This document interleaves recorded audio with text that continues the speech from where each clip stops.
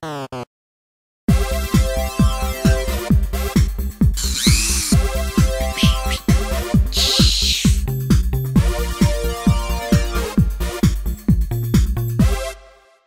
out there, this is Toy Customizer Wake Angel 2001, bringing you part 8 of the Worlds Collide Roboticized Master Series, Vector Man!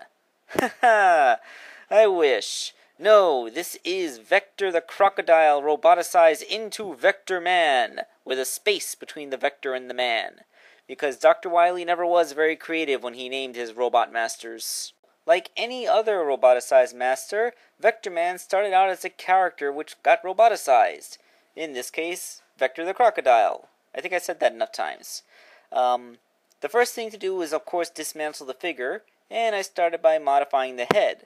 Now, I was concerned that I might have to grind and sand away that chain he's wearing, but when you look at the bottom of his neck, you see that it's actually pretty much a separate piece. Is glued in place at the back there where you see that yellow tab, but for the most part the chain is loose and comes off very easily.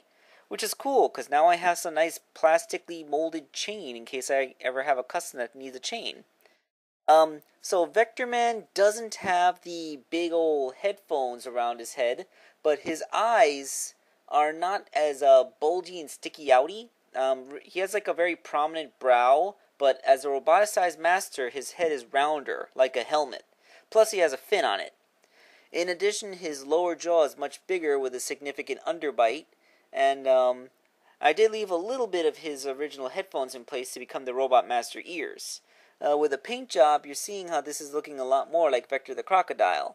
Vector Man, the Robot Master. The body was only repainted. The only reason I repainted him was because the green that I had used to paint the head wasn't a complete match to Vector's original green. So, yeah, that's that.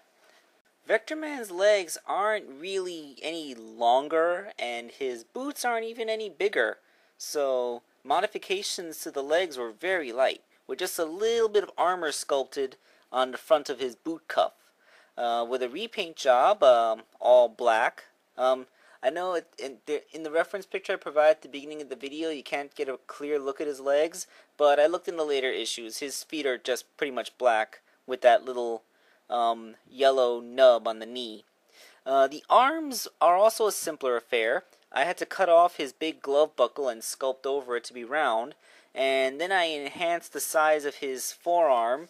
Although, it isn't like a rounded Popeye arm like most of the other roboticized masters, but more of a straight-up cylinder. Now, if you look at the original reference picture, you find that he also has like these really thin toothpick arms, but I decided to leave his arms the original thickness, because given the type of plastic that these figures are made out of, if they were as long as they were and as thin as they were, then they would be floppy. They would collapse under their own weight, and they'd just bend, and it just wouldn't work.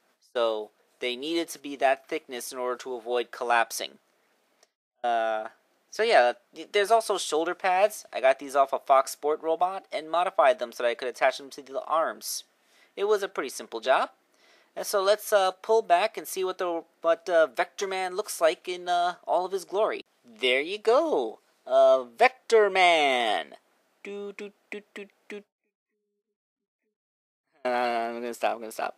Okay, so yeah, this guy. I like this guy. He's relatively simple as far as roboticized masters go. Like, most of his modifications just go into his face, but you know, he came out pretty darn good. He's pretty tall next to the other robot masters still, but you know, that's just because he's Vector. He's still gonna be tall. Alright, so yeah, up next in the Roboticized Master Series will be the last member of the Chaotix, Charmy Man, and then there will only be Rouge Woman to go. So, 2 Roboticized Masters left in this little series. Will I be able to do it? Of course I will. This is Toy Customizer Wake Angel 2001, signing off.